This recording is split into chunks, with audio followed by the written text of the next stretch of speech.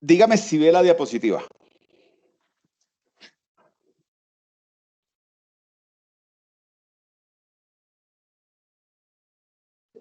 Sí, Sí. profe.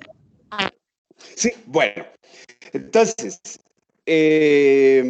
para saber y hacer una integralidad de lo que vamos hablando.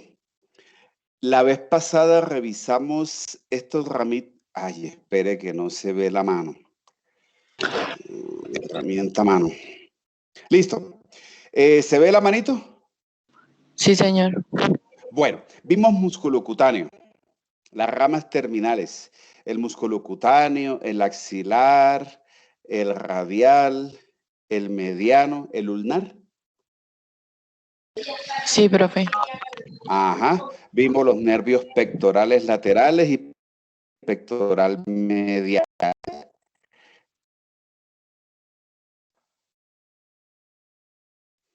De los colaterales, estábamos entonces aquí en esto.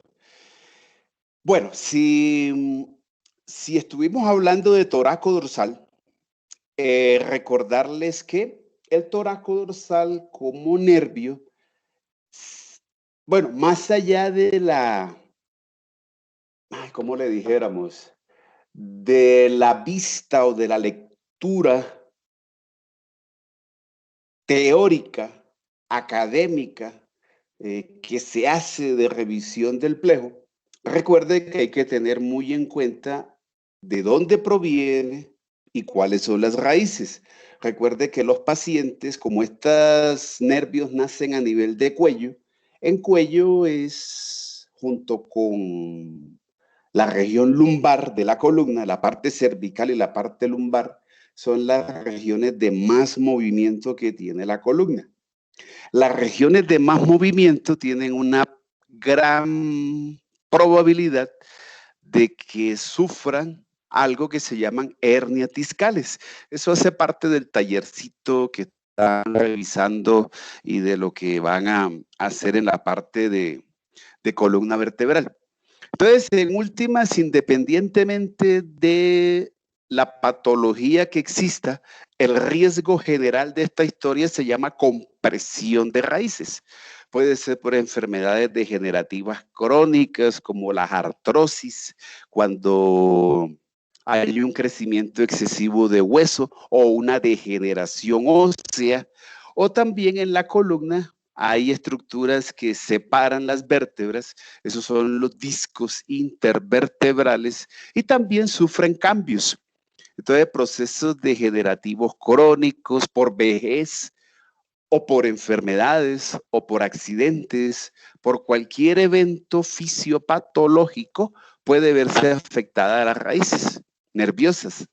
Y todas estas raíces nerviosas, si hablamos de las cervicales y hablamos de la primera torácica, concentrándonos en el plejo, pues traerán estas deficiencias sensitivas o motoras que, crean o no, es lo que realmente causa dificultad y es lo que los especialistas saben y los cogen y los preguntan y los arrinconan. Y bueno, siempre está por ahí de pronto el regaño, la vaciada, le digo yo, la trapeada, que lo cogen a uno y lo cogen y lo zarandean. Entonces la idea es poder tener, a la hora de necesitar un diagnóstico, a la hora de tener unos signos y síntomas, tener un concepto claro de un presaber anatómico que se vea reflejado con esa patología y ese diagnóstico en el paciente. Eso es simplemente esta historia de plexo. Entonces, listo. Hay que tener en cuenta entonces tronco secundario posterior. Bueno, fascículo posterior. Recuerde que hay que decirle fascículo. Y de este fascículo posterior hay que hablar de tres nerviecitos que son ramos colaterales. Uno de ellos, este que está aquí, que es el nervio subescapular superior. Este que está aquí abajito, que es el subescapular inferior. Y este que sale aquí como en la mitad, que alguna vez se conoció como subescapular medio, pero que ya se le llama es toraco dorsal. Ahorita le ponemos la parte sensitiva y las partes motoras necesarias para para entender mejor esta historia. Están combinaditas. Hay parte sensitiva y parte motora. Después hacemos esa integración. Eso para mí es el tronco secundario posterior o fascículo posterior y las ramas terminales, con las colaterales. Y ya si hablamos de este jovencito que ya es el fascículo medial, el fascículo medial tiene dos ramos terminales. Estos dos ramitos terminales tienen una particularidad mirándola del contexto.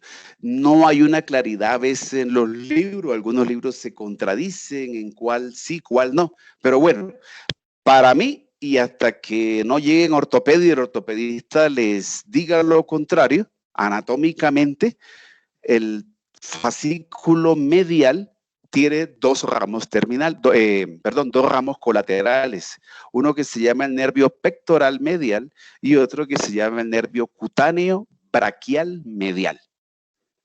Hasta ahí. Esos dos solamente. Cuando uno piensa en pectoral medial hay que pensar en parte motora. Cuando piensa en nervio cutáneo, siempre que le aparezca el término cutáneo, es sensitivo. Uno, por las mismas palabras, puede a veces sacar fácilmente la conclusión. Entonces, siempre que escuchen un ramito, un término, un nerviecito que tenga un contexto cutáneo, es sensitivo. Incluso en algo... mire, aquí tengo el ejemplo. Mire, aquí decimos cutáneo braquial medial, por poner un ejemplo. Entonces, si yo escucho braquial, es brazo. Si es medial, quiere decir que recuerdes la primera clase, la orientación por planos. Hay ubicaciones o hay unas direccionalidades en las cuales uno habla de medial y lateral. Lateral es lo que mira hacia afuera, medial es lo que mira hacia adentro. Entonces, si me dicen que es cutáneo, braquial y medial, tiene que ser un ramo sensitivo porque es para piel, es braquial, o sea que es para el brazo, y medial porque tiene que ser entonces es de la mitad hacia el centro, no de la mitad del brazo hacia afuera, porque ese sería lateral. Entonces, si ven, los términos nos orientan. O un caso ya diferente como este nervio que se llama músculo cutáneo. Entonces seguramente debe tener doble funcionalidad. Si es músculo, debe ser motor, y si es cutáneo, tiene que ser sensitivo. Entonces seguramente a él le vamos a colocar doble funcionalidad. Ojalá todo fuera así de hermoso en la vida. No, no siempre los nombres nos orientarán, pero es un ejemplo de algunas, de pronto, características que nos pueden ayudar. Otros nervios, nada que ver, nos toca relacionarlos ya no por el nombre, sino por de pronto la ubicación que él tenga. Y el último que creo que no les conté, no sé si ya lo habíamos hablado, el nervio torácico largo o respiratorio de Charles Bell. Él nace de C5, C6 y C7. Este jovencito va para un musculito, después ahorita lo revisamos también. Y dentro de los otros ramitos colaterales que necesitamos está el supraescapular y está que es el nervio para el músculo subclavius. Y esa historia es la parte constitutiva de lo que es nuevo para nosotros, que va a ser el plejo braquial. Un poquito complejo, entramos con una parte de nervios que tienen una formación como extraña, como compleja, como que se empiezan a unir, pero es una historia anatómica que está representada en todos los pacientes que ustedes vayan a revisar. ¿Listo? Entonces ahí tenemos esta parte constitutiva de plexo. Pero entonces la pregunta es, ¿cómo represento esto en el paciente? ¿Qué o cómo debo extrapolar esta historia en el paciente? Recuerde, tienen que ser signos o síntomas sensitivos o motores que traigan algún tipo de, el paciente, pérdidas parciales o completas. Esa es la historia que vamos a mirar. ¿Listo? Bueno, entonces avancemos aquí en esta parte. Y Profe, vamos una ya a pregunta. entrar en materia. Cuénteme. Es que por lo menos en la imagen aparecía otro nervio en A la parte del ver, fascículo cuénteme. medial, el nervio cutáneo Fascículo antebraquial medial. medial. Ah, no, es que el cutáneo, ahí es la parte donde de pronto en algunos textos no se ponen de acuerdo.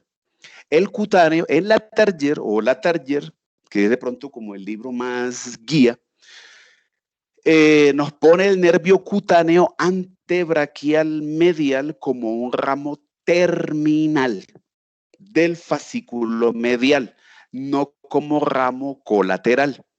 Entonces, cuando uno revisa ramos terminales del fascículo medial, tiene que hablar de 3 ramitos. Uno es este, es la raíz medial que ayuda a formar al nervio mediano. El segundo ramito terminal va a ser el nervio ulnar. Y el tercer ramito terminal es el cutáneo antebraquial medial. Ese lo vamos a colocar, entonces ya es para el antebrazo y deberá ser sensitivo. Es de pronto, en el punto de vista teórico, una diferencia que puede haber en conceptos. Pero en últimas, lo que les decía, el ejercicio inicial de conocer al plejo y de leerlo es conocer como su estructura. Al final, de pronto, la teoría queda un poco relegada a un ladito y se orienta uno más a las pérdidas sensitivas como tal. Me explico. Si el paciente, porque el cutáneo antebraquial medial sería, bueno, voy a poner la imagencita, espera un momentico. Esto es mejor visto que hablado. Mire, eso es. Esta imagen de Néter, aquí está todo lo que necesito en cuanto a la valoración y a lo que debo tener ya en mente como tal, bien concreto, de cuáles son los territorios nerviosos. Así no viene el paciente por obvias razones, pero el paciente sí puede traer, ayer, doctora, no, yo tuve, ayer me asaltaron, una puñalada en la axila, me cosieron axila, pero hoy cuando va a valorar al paciente o llega de turno a usted y está el ortopedista y usted le toca entregar al paciente, usted no lo atendió, pero tiene ortopedia a las 6 de la mañana y está con el docente y el docente le dice, presénteme al paciente. Y cuando están en la entrevista con el paciente le dice que tiene esta región del antebrazo dormida, que después de la herida o esta mañana ya pasó el dolor, pero que siente adormecimiento de esta región. Bueno, uno ya sabe que este territorio es nervio cutáneo antebraquial medial. El daño nervioso tuvo que haber sido a nivel de la axila o a nivel del brazo, que es donde el nerviecito va transitando. Ahora, aquí perdería de pronto el contexto saber si es un ramo terminal o colateral. Yo necesito es saber que este jovencito o esta región de piel está inervada por las raíces de C8 y T1, que son las que alimentan al nervio cutáneo antebraquial medial. Y ahí es donde está el trauma del paciente. ¿Qué queda relegado y qué queda a un ladito? Que si es un ramo terminal o si es un ramo colateral. Si me hago entender, ahí ya no tiene sentido conocer, excepto si hago el abordaje quirúrgico. Aquí lo que necesito para el diagnóstico es conocer la región de piel afectada y necesito conocer, obviamente, de dónde provienen las raíces. Ese sería el contexto. Pero entonces vuelvo a lo mismo. El ejemplo que yo les ponía. Antes de que usted pueda darle al paciente una hoja donde diga, pongamos un ejemplo, ibuprofeno de 400 miligramos, un blister, 10 tabletas, tomar una cada 8 horas, usted tuvo que haber visto farmacología, tuvo que haber visto también la fisiología, haber visto la parte patológica, haber entendido las vías del dolor, haber visto bioquímica, haber visto neuro para entender, para uno poder dar una fórmula de un analgésico. Pero en últimas, todo ese concepto hasta de bioquímica se pierde. O sea, y es cierto, cuando usted esté haciendo una fórmula, estoy casi seguro de que de pronto no va a recordar todo el principio activo de microbiología o de farmacología que vio. Y uno a veces se concentra mucho y ahí es donde a veces se vuelve uno muy mecánico en saber que si hay un proceso infeccioso, pues simplemente elija el antibiótico ideal de esa región. O a veces, tristemente, se escoge el antibiótico porque tenga amplio espectro. Y le puede uno de pronto interrogar al profesional y por qué lo manda. Y puede ser que simplemente diga porque él sabe de que el antibiótico tiene amplio espectro y que le va a pegar a muchas de esas bacterias que pueden ser las responsables del proceso infeccioso. Pero que de pronto se acuerde de cuál era la bacteria, esa parte a veces tiende a volverse muy, como muy mecánica y perdemos a veces ciencia y las bases de las ciencias básicas, valga la redundancia, en ese sentido. Pero igual es un proceso que hay que hacerlo. Al final, de pronto, los elementos constitutivos de la historia se pierden, pero lo que no se puede perder en últimas es hacer un adecuado, correcto diagnóstico y una excelente remisión. ¿Listo? Bueno, entonces empecemos con la parte sensitiva. Esta parte sensitiva va de la mano con siempre, generalmente, cuando los nervios afectan o la primera afectación que hay en un nervio es la parte de pérdida sensitiva. A menos que sea un trauma en el cual el nervio se corte, ya ahí pierde todo, si es sensitivo o es motor. Pero cuando hay procesos crónicos y procesos que tienen un inicio compresivo y que comienza la lesión a hacer los primeros estragos, digámosle el término, sobre una región y sobre un nerviecito, los primeros signos y síntomas que trae el paciente va a ser ese cosquilleo, el adormecimiento, el hormigueo, la sensación de pérdida de sensibilidad de una región anatómica como tal.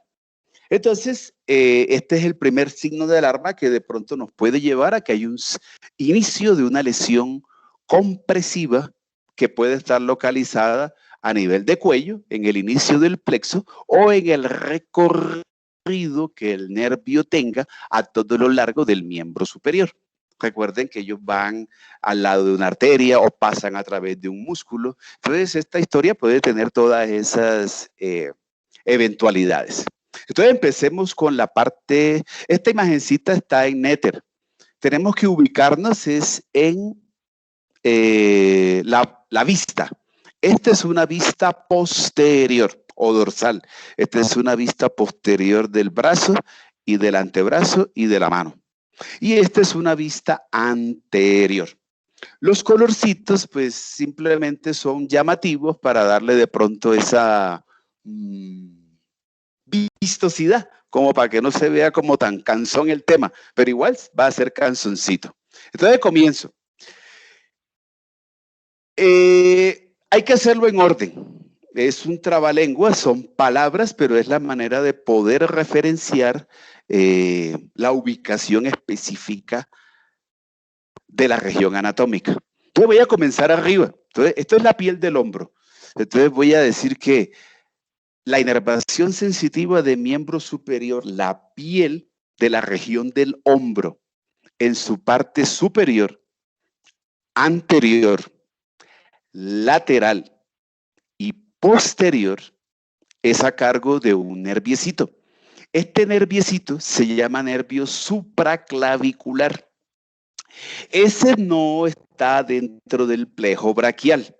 El nervio supraclavicular lo van a revisar en el tallercito que les mandé, porque él hace parte de un plexo que es el plexo cervical. Pero indiferentemente de eso, tenemos que tener que el inicio del miembro superior es a nivel del hombro. Entonces nuestra historia comienza en hombro y comienza con esta parte sensitiva. El nervio supraclavicular es un nervio que está alimentado por dos raíces nerviosas que nacen en el cuello. C3 y C4, o sea, el tercer nervio cervical y el cuarto nervio cervical. Pero tiene más protagonismo C4. Entonces, si yo tengo un paciente y el paciente trae una hernia discal a nivel cervical y en la lectura del examen viene una hernia en C4, yo me oriento a la piel del hombro. O a la inversa, el paciente me dice que tiene dormida la piel del hombro, yo seguramente digo, no, el proceso patológico debe estar entre C3 y C4 y muy seguramente debe afectar más a la cuarta raíz que a la tercera. Entonces hay que tener esa parte muy en cuenta. Listo, ese es el primer territorio. El segundo, el que está en gris. Pero ¿cómo delimito este territorio que está en gris? Entonces hay dos maneras. Uno, partir el brazo en tres. Entonces hablo de tercios. Puedo hablar entonces de tercio superior. Entonces digo que el tercio superior de la piel del brazo en su cara anterior, en su cara lateral y en su cara posterior. Otros autores hablan de ubicar aquí en el huesito. Recuerde que a nivel del húmero hay una sobresaliente que se llama el epicóndilo lateral del húmero.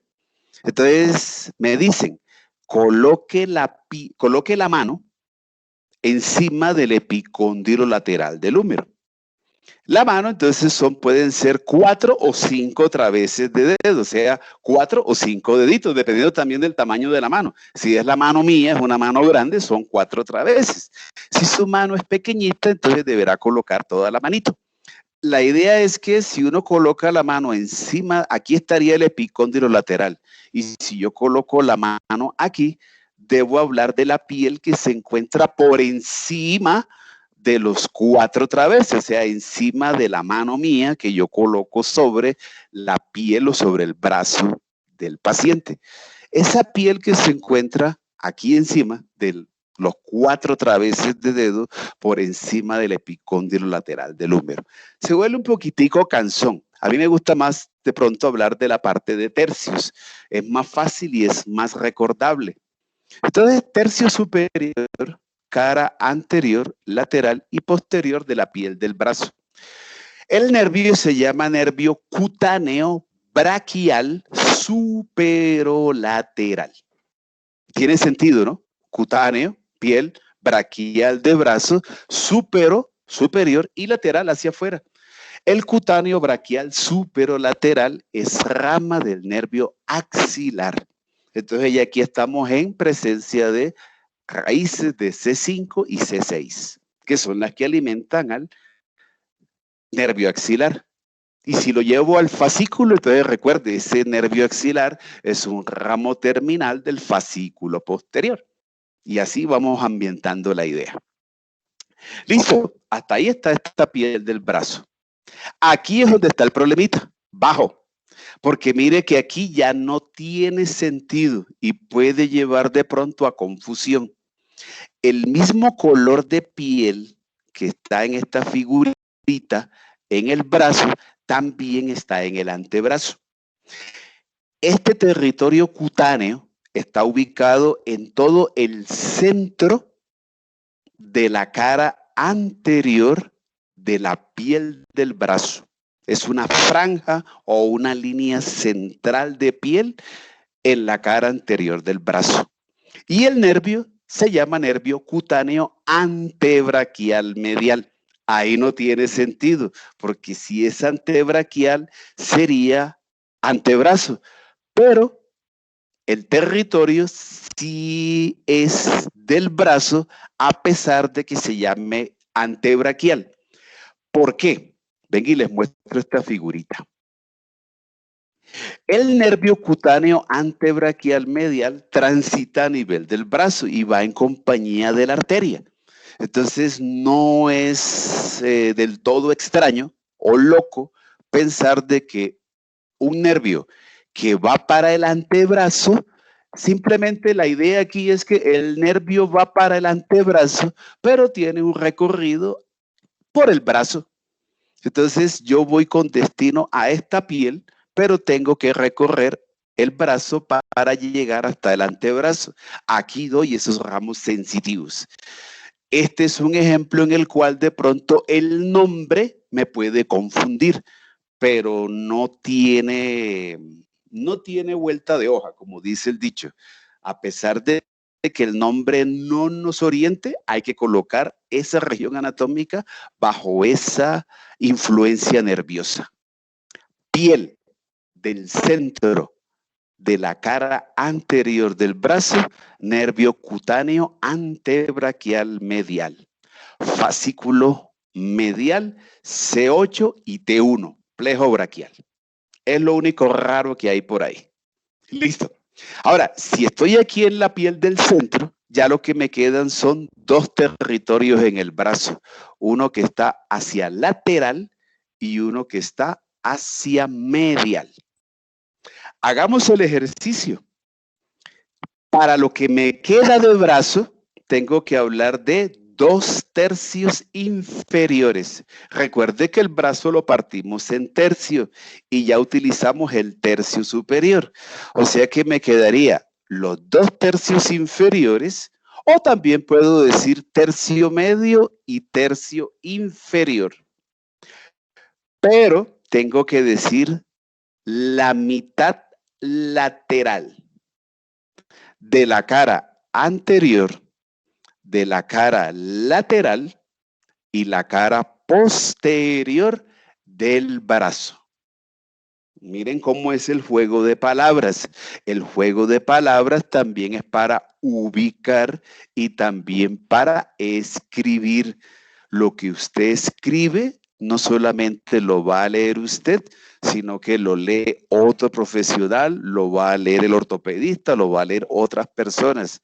Y lo que usted escriba tiene que ser no solamente para su comprensión, sino para que lo comprendan los demás.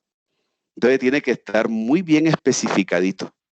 Entonces, la piel del tercio medio y tercio inferior de la mitad lateral de la cara anterior, de la cara lateral y la cara posterior del brazo. Nombre del nerviecito. Se llama nervio cutáneo braquial inferolateral. Ahí sigue teniendo sentido lo que estamos contando. Es cutáneo, es del brazo y está en la porción inferior y lateral. El nervio cutáneo braquial inferolateral es rama del nervio radial, fascículo posterior del plejo braquial. Listo, hasta ahí está mi territorio, no hay problema. Pero mire, cara posterior, aquí hay que tener cuidado. Si uno mira el territorio que está en color rojo, yo de una vez puedo decir todo lo que esté en color rojo es nervio radial. En brazo y en antebrazo y en mano. Sí, es cierto, es radial, pero son diferentes ramas del nervio radial. Su papá y su mamá tienen 5 hijos. Cada hijo es diferente. A mí no me compare con mi hermano. Yo tengo mi manera de ser. Nos podemos parecer, pero cada uno tiene diferentes actitudes o diferentes comportamientos.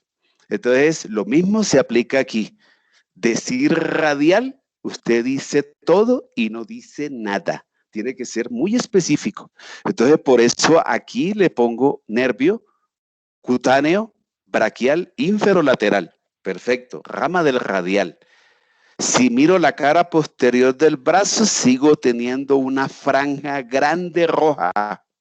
Pero mire lo que Néter le coloca aquí. Aquí le está llamando la atención de algo. Le coloco una línea punteada.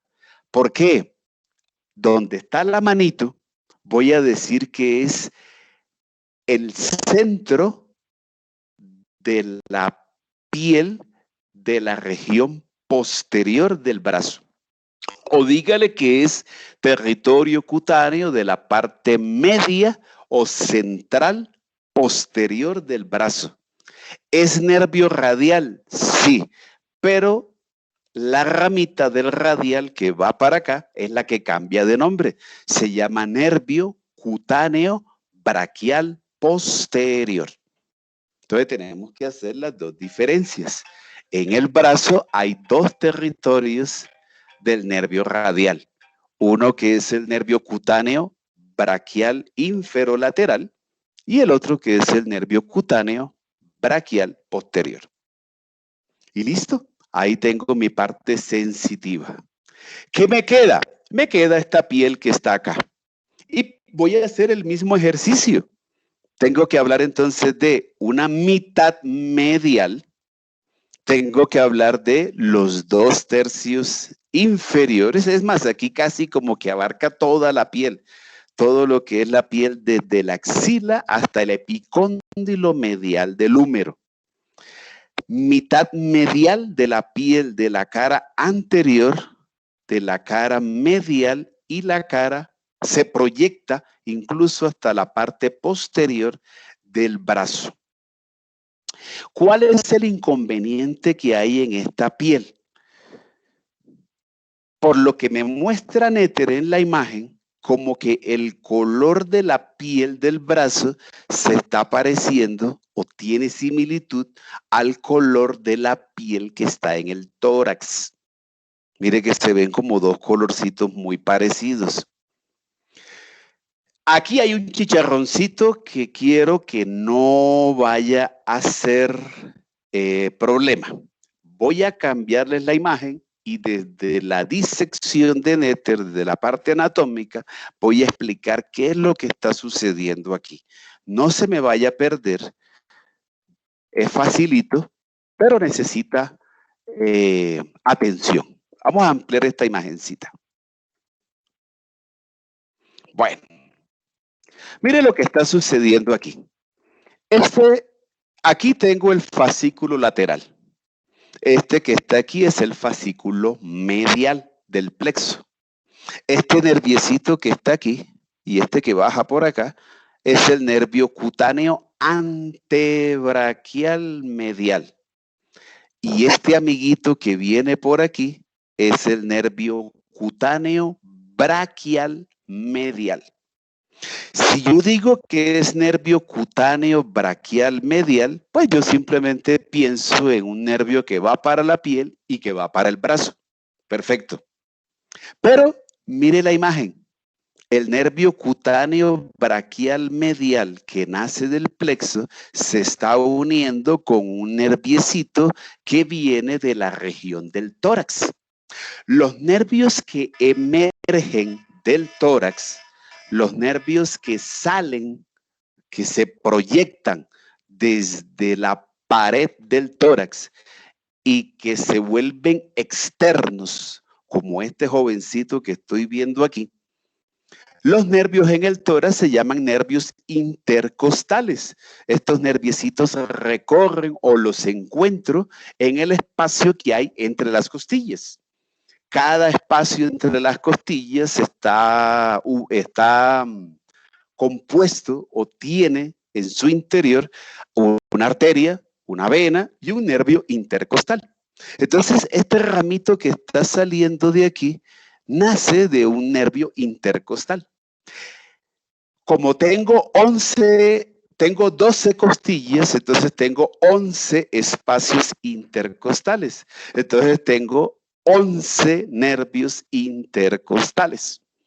En este caso voy a decir que este puede ser el segundo o el tercero, porque generalmente son los dos nervios que hacen esta particularidad en esta región de la axila. A nivel de la axila, el segundo o tercer nervio intercostal saca un ramito o se proyecta un ramo nervioso que se une con este nervio, que es el nervio cutáneo braquial medial. La historia es que al unirse los dos nervios va a haber un cambio de nombre.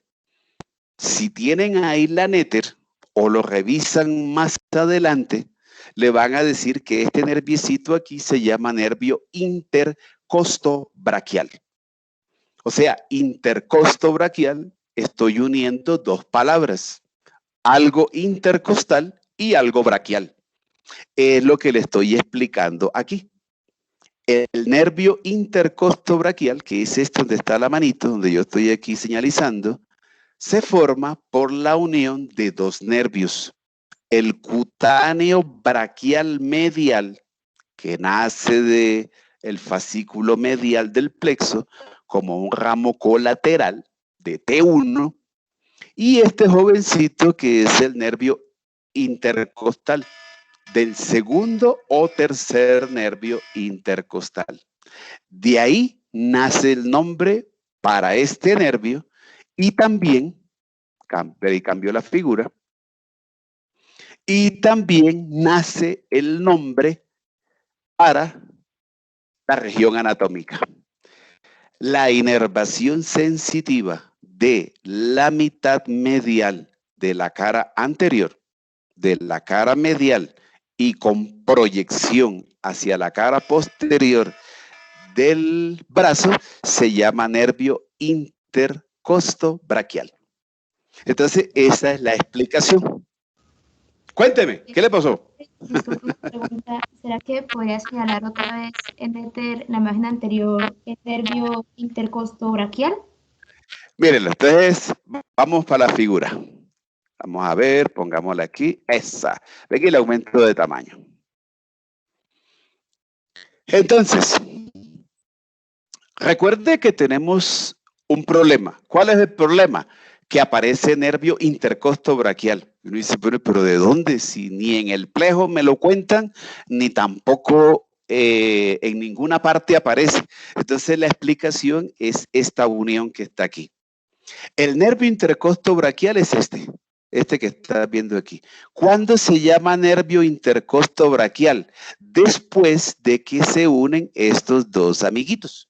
Si yo el día del parcial le señalo aquí, nombre de los señalizados, usted me dice nervio cutáneo braquial medial.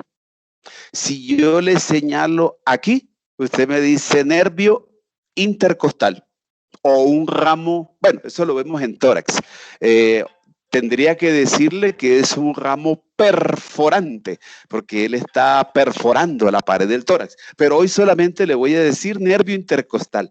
Hasta que no veamos ese tema, no les va a quedar un poquito más claro el concepto. Entonces voy a decir que es un ramito. Es que creo que yo estoy mirando el néter. No sé si o el segundo o el tercero, recuerden. Pero en éter, o sea, el intercostal lo llaman como nervio intercostobraquial, pero realmente Ese es, braquial es exacto. Ahí es donde puede estar el error. Entonces, si aparece así, para que le hagan la respectiva corrección. La historia intercostobraquial es después de que los dos amiguitos se unen. Después de que se unen, o sea, aquí ya le puedes decir nervio intercostobraquial. Antes de la unión, ellos son diferentes. ¿Cierto? Como cuando uno es soltero y después de que se casa, ya la vida cambia completamente. Entonces aquí también, aquí ellos son dos personas completamente diferentes. Ya acá se casaron, ya están juntos. Entonces ya aquí es completamente diferente la historia. Mientras no se hayan unido, este va a ser cutáneo braquial medial y este va a ser intercostal. Segundo o tercer ramito. Y ya después de que se unan, entonces sí ya le puedes decir nervio intercostobraquial. ¿Sí? ¿Estamos de acuerdo? Sí, profe, gracias. Listo, perfecto.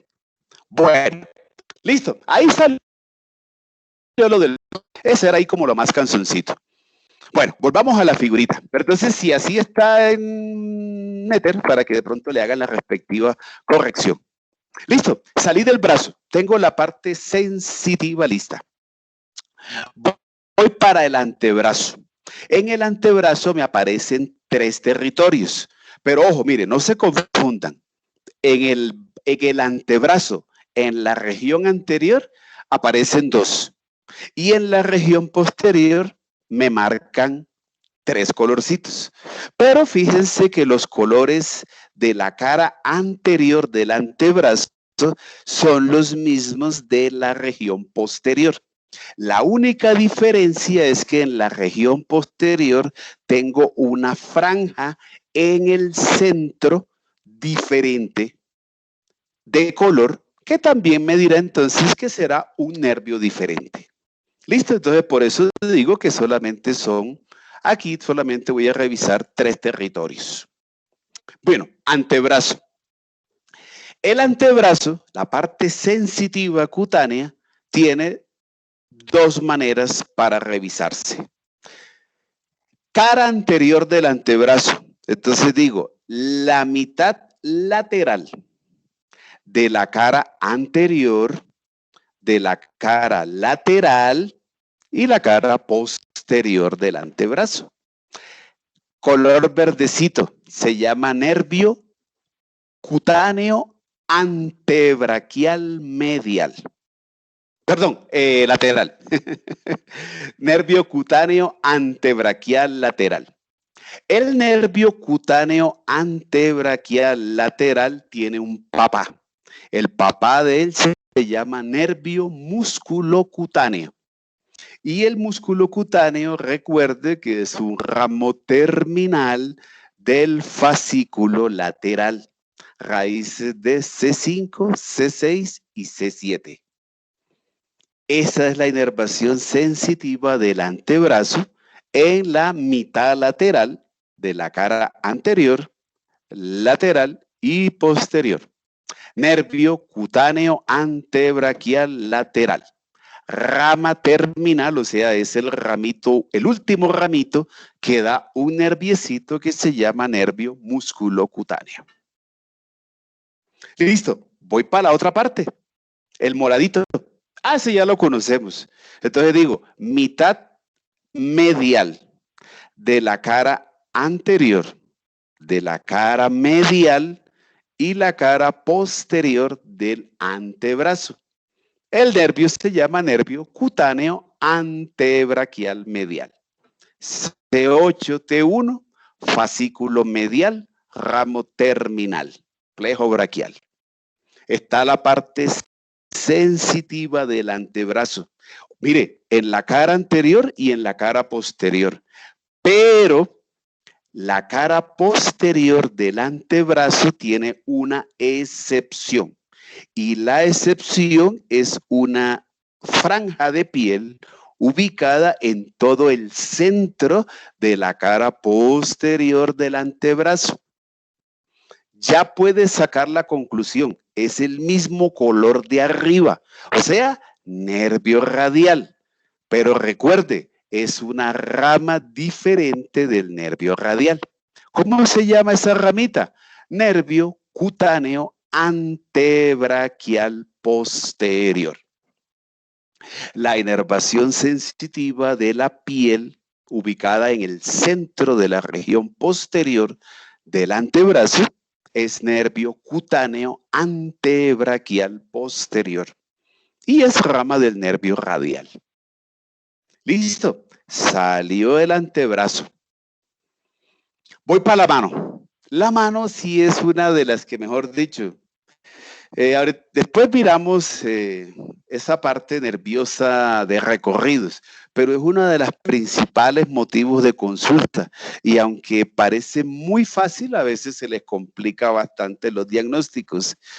Si hace una búsqueda en internet puede encontrar muchos artículos que le hablan de la mano dormida. Esa paciente que llega con esa parte, con esa signos y síntomas de adormecimiento en mano. Después les cuento, pero en mano, para que una vez lo tengan claro, solamente pienso en 3 nerviecitos a nivel de mano. Uno se llama nervio ulnar, el otro se llama nervio radial y el otro es nervio mediano. No más. Son las 3 únicas protagonismos en la mano dormida. Obviamente esta historia es un poquito más compleja de lo que le estoy contando, pero después vamos a la complejidad. Ahorita solamente miremos esta parte sencillita de territorios. Voy a cambiar la figurita y concentrémonos en una manito, a ver qué nos trae la mano. Bueno, ahí les tengo la... Aquí. Vamos a empezar por esta. Ahí les puse los ¿cómo se llama? Como los tips. Esa diapositiva es muy vieja, bastante. Tengo dos territorios aquí, dos imágenes. Mire, aquí está la mano. Esto es la cara posterior, es la cara dorsal de la mano. Y esta que está aquí es la cara palmar, es la palma de la mano, es la cara anterior. Esta es la región del carpo. Pueden encontrarse en diferentes textos una historia diferente a la que le voy a contar. ¿Dónde está la diferencia? Yo no le voy a decir que yo tengo la razón, ni tampoco le voy a decir que X o Y libro tiene o no la razón. No, simplemente le voy a contar lo siguiente. Lo que la imagen me muestra en la cara palmar de una mano, suya o del paciente, es que hay una línea divisoria que debo tener en cuenta que va desde la región del carpo hasta el pulpejo del cuarto dedo, una línea axial. Esa línea axial que trazo a lo largo de toda la región del carpo, palma de la mano y cuarto dedo, me divide la palma de la mano en dos territorios. En una mitad medial, que va a ser el nervio ulnar, la parte sensitiva, y en una mitad lateral, que será nervio mediano. Es sencillita la palma de la mano porque solamente tengo estos dos territorios. ¿Cuál es el problema? Que en algunos textos le pueden decir que la división está aquí, en el tercer dedo. Son variaciones anatómicas. Eso no lo sabe usted. Eso no lo sabe el ortopedista, eso no lo sabe el paciente, eso solamente se determina al momento de la lesión o en el momento en que aparezcan los signos y síntomas. Yo no sé si mi paciente, porque como veremos más adelante, esto es simplemente nervios que llegan a la mano y nervios que se dividen y se unen. Donde se dé la división, donde se dé la unión, puede ser en el tercero o en el cuarto. Eso es lo que puede hacer la diferencia de que este territorio que yo le estoy explicando hoy en el cuarto dedo, en otro libro aparezca es aquí, a nivel del tercero. Entonces, no se afane, tenga en cuenta que puede haber esa variabilidad. Esto que le estoy contando es lo más común. Lo más común es que la línea divisoria o los dos territorios estén demarcados es por esta línea a nivel del cuarto dedo. Mitad medial, cara palmar, piel, nervio ulnar, y la mitad lateral, nervio mediano. Y no hay problema. Mi problema se llama cara dorsal. Miren que ahí sí se complicó. Es un juego de palabras, no se vaya a perturbar por lo que le voy a contar. Quiero que sea que mire bien y que escuche bien lo que le voy a contar. Si ya revisamos, mírese la mano, y si uno mira la mano en la cara palmar, se va a dar cuenta de que uno tiene tres falanges. Hay una falange proximal, hay una falange media y una falange distal. La partición de las falanges está dada a nivel de los dedos por líneas transversas en cada uno de los deditos, excepto en el primer dedo, donde solamente tengo una falange proximal y una falange distal. O sea que tenemos 14 falanges. ¿Listo? En cuanto a la parte ósea constitutiva. ¿Cómo voy a determinar el territorio sensitivo a nivel del dorso de la mano? una línea axial, la misma que tracé en la cara palmar, la voy a trazar en la cara dorsal. Una línea axial que vaya desde la región del carpo hasta el pulpejo del cuarto dedo. Y que la línea vaya por todo, recorra toda esa región. Aquí obtengo dos regiones, una mitad medial y una mitad lateral. La mitad medial de la piel de la cara posterior del dorso de la mano no tiene problema. Es el mismo que revisé en la cara palmar. Es el nervio ulnar.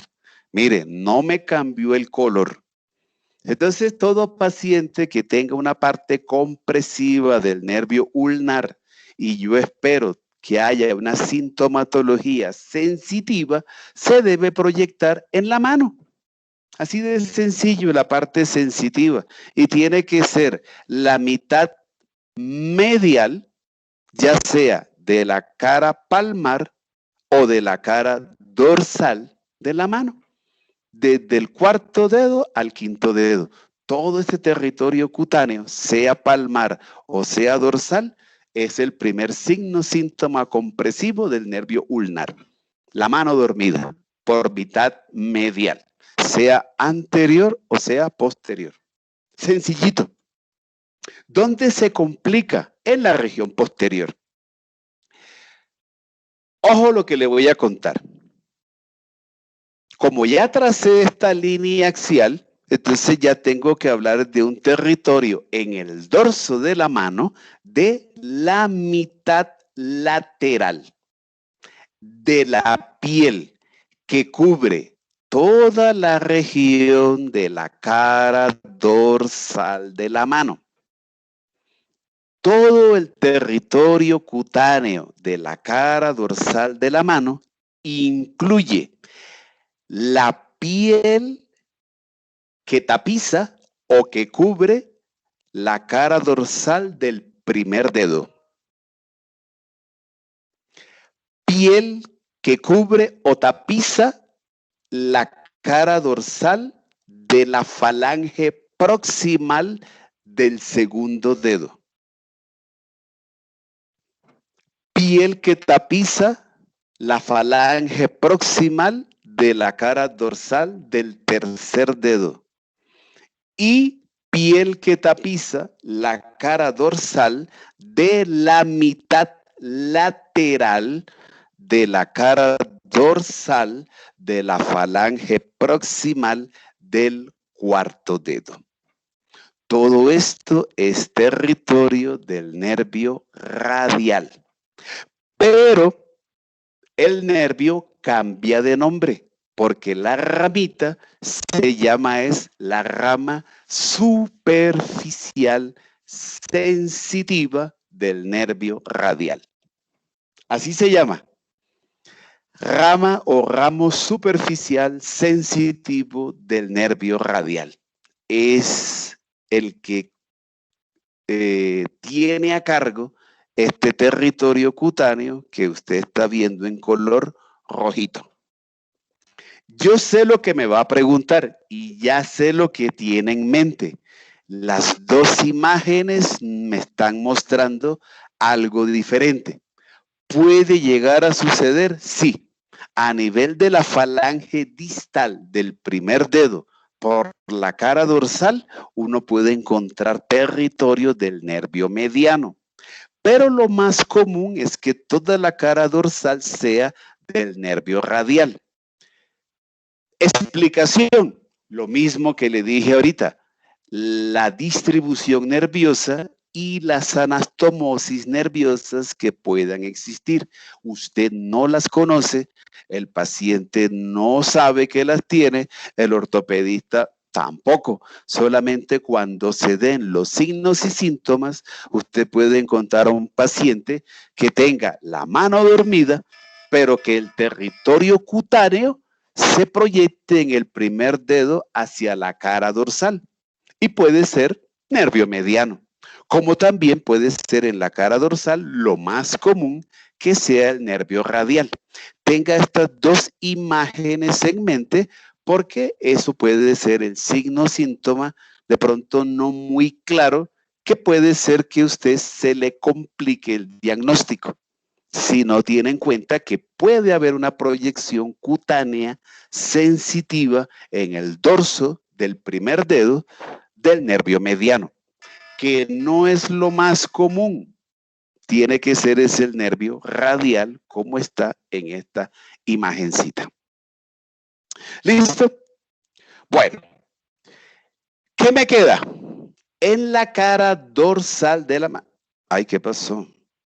Ah, ya, yo mismo fui el culpable. Profe, yo tengo una Uy, pregunta. se fue la imagen. Señor, allá, cuénteme, Profe, ¿qué le pasó? no, es una preguntita tonta, profe. ¿Los dedos se enumeran desde el pulgar Sí. como dedo 1? Sí, tú comienzas aquí con primer dedo, segundo, tercero, cuarto o quinto dedo. O comienzas con, voy a decir, dedo pulgar, dedo índice, dedo medio, dedo anular y el meñique o quinto dedo o dedo mínimo. Generalmente en la nomenclatura se habla de digiti minimi, o sea, del dedo mínimo. Y al pulgar hay que decirle pólisis. Este es índices. Bueno, y ahí vamos mirando la nomenclatura a los deditos. Pero comienzas con primero, segundo, tercero, cuarto o quinto dedo. Aunque el dedo gordo no se utiliza, en algunos textos se habla de dedo gordo, dedo pulgar. En el pie le dicen arpejo. Entonces hay diferentes partes en literatura que pueden de pronto encontrar con nombres diferentes. ¿Listo? Bueno, me queda algo en la inervación sensitiva de la mano a nivel del dorso. Mire que es la más compleja. ¿Qué me quedó en el dorso? Me queda la piel que tapiza la cara dorsal de la falange media y la falange distal del segundo, del tercer dedo y la piel que tapiza la cara dorsal de la falange media y distal del cuarto dedo, pero de la mitad lateral. Mitad lateral. Ese territorio es territorio del nervio mediano. Esto es la parte sensitiva. Y la connotación, recuerde, es de pronto un poquitico lo complejo, un poquito, no es mucho tampoco, de diferencia entre lo palmar con lo dorsal. Pero no tiene problema. O sea, si usted me va a valorar mediano, pues ya sabe de que esto debería estar incluido. Pero usted se va a concentrar más a nivel de palma que a nivel del dorso. O sea, yo siempre busco dentro de la parte diagnóstica, el diagnóstico que sea más evidente, el que tenga más soporte morfológico. Eso se lo voy a contar también más adelantico. Yo necesito que usted dentro de la morfología la aplique para que le facilite el diagnóstico. O también le voy a explicar cuando la morfología le va a complicar el diagnóstico. Pero mi misión y que usted complementa con la lectura es que busque la herramienta más fácil para hacer que su diagnóstico y su conclusión sea la más acertada. Yo le voy a mostrar todo el panorama como tal. Entonces, listo, si usted piensa en mediano, pues ¿para qué se va hacia la región del... sabe, usted ya comprende y sabrá de que esta región deberá estar afectada. Pero mire que esta región es más pequeña si la comparo con la palma. Entonces, con el hecho de que tenga la región de la palma y valoro la palma, lo demás se supone que también tiene que estar afectado. Si no hay una afectación, puede ser variación anatómica, pero yo le pego primero al territorio más grande, al más extenso, al más lógico, que es palma de mano. ¿Estamos de acuerdo? Sí me hago entender. No estoy descartando que se afecten también esto o que los La parte dorsal también no debe ser valorada, pero con solamente el diagnóstico de la palma ya sé que tiene que ser nervio mediano. Ahorita hablamos de cómo es esa distribución del nerviecito. Listo.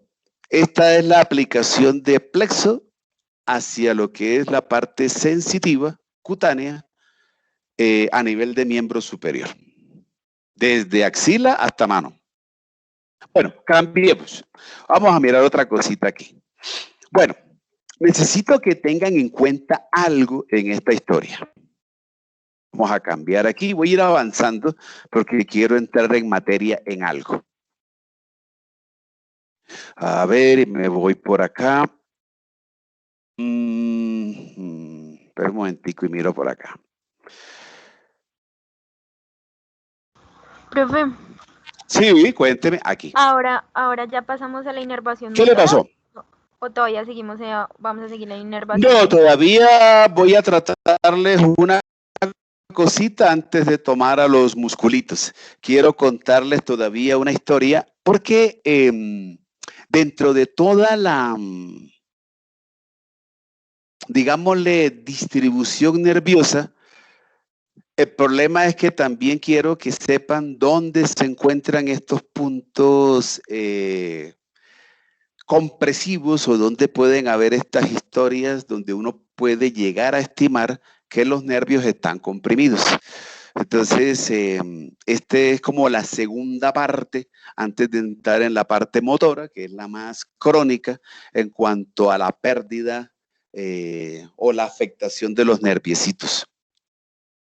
Entonces, dentro de toda la historia del plexo, recuerde que bueno, me voy a ir hasta acá, espera y me devuelvo y les muestro todo lo que quiero contarles.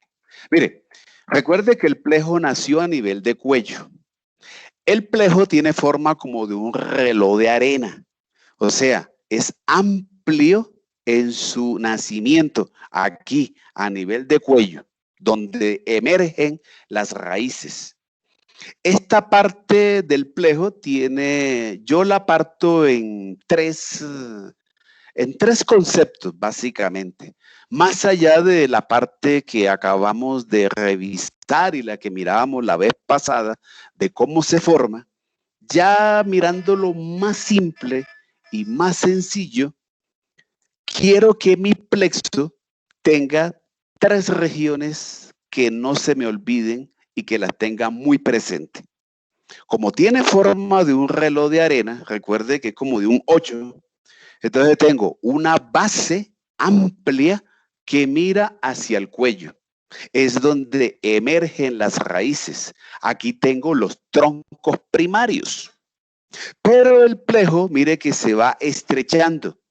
Entonces es la parte de la cintura, es como la estrechez que sufre. Esa estrechez es el paso que él hace por la clavícula. Y después de la clavícula vuelve a ampliarse. La otra parte amplia del plejo, cuando pasa debajo de la clavícula, es cuando él aborda la axila. Entonces aquí tengo la forma de un 8. Aquí es amplio, aquí es estrecho y acá se vuelve amplio. Esa es la forma de reloj de arena.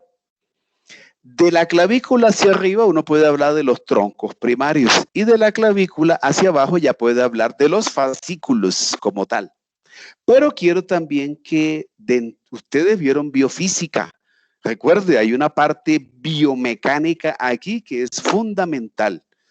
Y es que si yo hago que el plejo pase debajo de la clavícula y aquí hay una estrechez del plexo, la clavícula no solamente actúa como una estructura protectora, sino que ella también actúa como una estructura que fija al plexo. O sea, el paso del plexo por aquí va a hacer de que haya cierta tensión, cierta presión sobre el plejo para mantenerlo en su sitio. ¿Cuál es el problema entonces de esta historia? Es que un movimiento extrusivo a nivel de cuello o un movimiento extrusivo muy fuerte a nivel del brazo hará de que haya tensión en las raíces nerviosas. La tensión pudiera ser superada de una mejor manera si no estuviera la estrechez, pero este paso del plejo por la clavícula y su parte angosta es lo que hace que las tensiones que reciba el plejo pueden hacer que hayan daño de las raíces en su emergencia o en los fascículos a su paso por la axila. Y todo por esta fijación, entre comillas, que hace a nivel de clavícula. Entonces, también eso hace parte de una historia que hay que conocer por daño de raíces y cómo afecta dentro de la parte de movimientos o fuerzas muy inesperadas que sufran. ¿Como cuáles? Si de pronto, bueno, no sé si usted lo habrá, bueno, pongámosle algo muy facilito. Usted va a coger la buceta y de pronto no espera que la buceta pare, sino que usted va corriendo y ¡pum!, agarra el mango de la buceta, ahí sufre un tironazo. La fuerza del avance que tiene la buceta, más usted cuando se va a subir, ahí en ese momento hay un desplazamiento y va a haber un tironazo a nivel de axila por el miembro inferior, el miembro superior, perdón, y mientras usted se sube. Bueno, ese movimiento extrusivo que sufre el brazo puede afectar las raíces de C8 y T1. Lo mismo el paciente que llega a consulta y dice, no, es que el paciente estaba, por decir algo, montado en el árbol y se resbaló y como una medida o como una reacción se agarró de una rama para no caerse. Ahí sufrió un tironazo.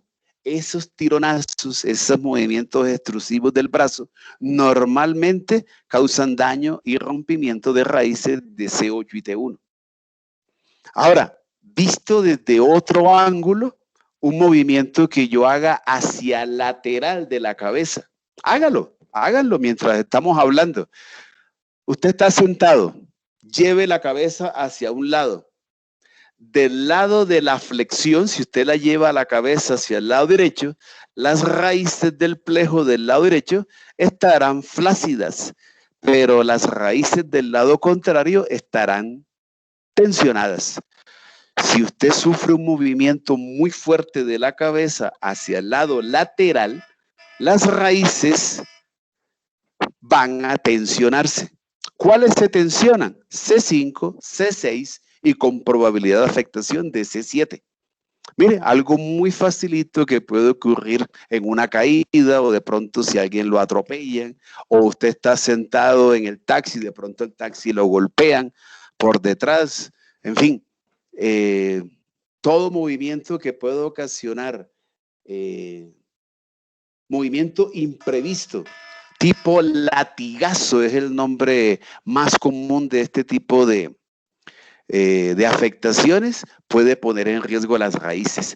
Por eso quiero que esta parte anatómica, entender cómo la clavícula puede actuar, aunque de manera protectora, también es un factor predisponente para que los movimientos que sucedan a nivel de miembro superior o a nivel de cuello pueden afectar al plejo, sea en raíces, troncos primarios o en fascículos.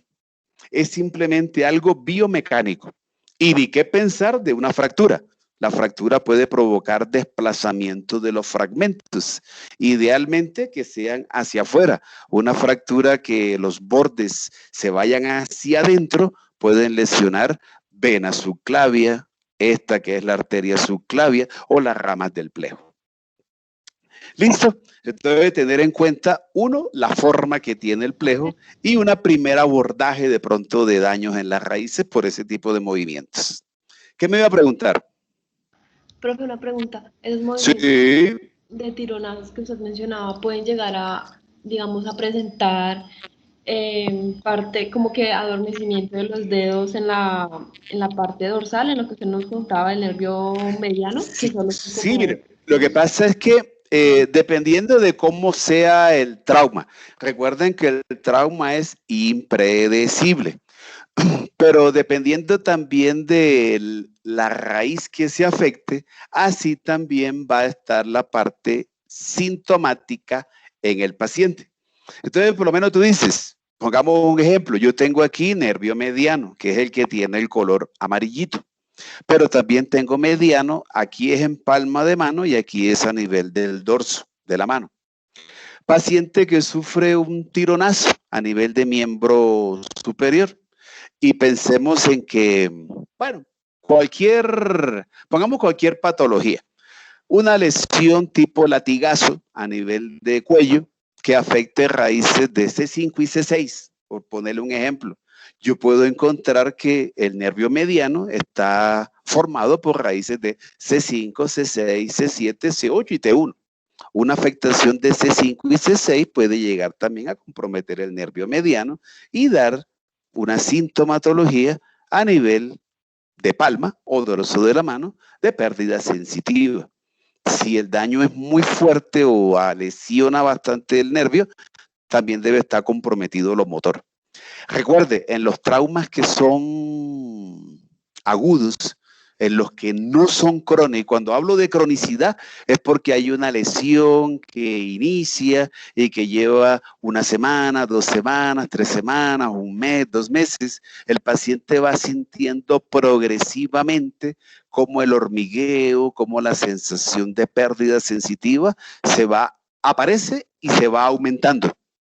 Pero en los casos donde son traumas, generalmente, pum, se rompe la raíz, ahí el daño es inmediato. Y ahí podemos tener las dos historias, dependiendo de cuál sea la actividad del nervio. Si es solamente sensitiva, pues está la pérdida completa sensitiva de la región. Si es mixto el nervio, tendrá pérdida sensitiva como también la pérdida motora. Si el daño es completo, a veces se puede rasgar parte del nervio, entonces hay una sintomatología ahí de pérdida parcial. Todo depende también del tipo de trauma y cómo afecte el trauma al nervio. Y recuerden que hay neuritis. No solamente pensar en que haya lo trágico de un rompimiento. No, puede darse un tironazo, puede que no se afecte completamente el nervio, puede que el nervio no se desgarre, no se rompa, pero el tironazo genera sobre él un proceso traumático que traerá un proceso inflamatorio y sufre una neuritis. Igual, el nervio es muy celoso en cuanto a la manipulación, por darle un nombre. Y las lesiones nerviosas tienen una cronicidad también en cuanto a su recuperación. Las neuritis son también dolorosas y también son incapacitantes. Y es un proceso inflamatorio que es diferente al de las demás regiones. La inflamación de los nervios siempre demoran mínimo unos 2 o 3 meses antes de que el paciente sienta como una mejoría. A diferencia de pronto de un esguince o de una tendinitis o de una bursitis o cuando el músculo sufre un golpe que simplemente con 2 o 3 terapias y con calor y frío pasa. O con analgésicos solamente. No, las neuritis son más complejas y tienen mayor cronicidad y se vuelven más cansoncitas para el paciente. Hay que tener eso en cuenta también. Y lo mismo, recuerde, explicarle al paciente. Señorita, cuénteme. Entonces, digamos que de pronto, no sé, el trauma no fue por lo que usted mencionaba, que un tironazo y que afecta las raíces de los nervios, sino que era algo, digamos, más local. Ajá. Entonces, eso puede tener una mejor, como que, recuperación, una recuperación. Sí, claro. El pronóstico entre leve, moderado o severo que tenga un paciente es directamente proporcional al tipo de trauma o lesión que afecte una estructura o una región anatómica. Eso es siempre una algo muy mandatorio. Ejemplo, un trauma craneoencefálico. Cuando los pacientes tienen golpes, tienen traumas a nivel de cabeza, el pronóstico, la recuperación, las secuelas de leve, moderado, severo de un trauma craneoencefálico es directamente proporcional a la rapidez con que se actúe en evitar el proceso inflamatorio o detener al máximo el proceso inflamatorio dentro de cavidad craneal. Si es una hemorragia, es que tan rápido se descomprima y se retire ese coágulo que esté ocasionando la compresión. Y si es un golpe, también se actúa porque hay un proceso inflamatorio. Por eso lo primero es colocar corticoides por vía intramuscular o intravenosa, corticoides muy fuertes para bloquear el proceso inflamatorio. Entre más avance un proceso inflamatorio, la secuela puede ser